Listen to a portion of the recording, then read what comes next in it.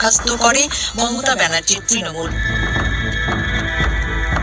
হুমায়ুন কবির বলেন, ভারতের প্রধানমন্ত্রী নরেন্দ্র মোদী অযোধ্যায় রাম মন্দির তৈরি করেছেন। আমরা তার কোনো বিরোধিতা করিনি। ভারতের মুসলিম সমাজ এই নিয়ে কোনো বিরোধিতা করেনি। কিন্তু দুঃখ একটাই, প্রধানমন্ত্রীর সামনে এত বড় একটি ইমারত ভেঙে ফেলা হলো। এরপর অনেক জল গড়িয়েছে, মামলা হয়েছে এবং সেই মামলায় কোথাও বলা নেই আর কোথাও বাবরি মসজিদ করা যাবে না। তিনি জোর গলায় বলেন, আমি আবার বলছি, বাবরি মসজিদ হবে, কোনো শক্তি এটি আটকাতে পারবে না।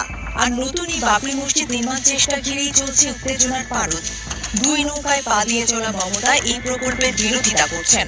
বিশ্লেষকদের মতে, ভোটের আগে মমতা কোনোভাবেই সরাসরি পশ্চিমবঙ্গের শাসক দলের রোষানলে পড়তে চান না।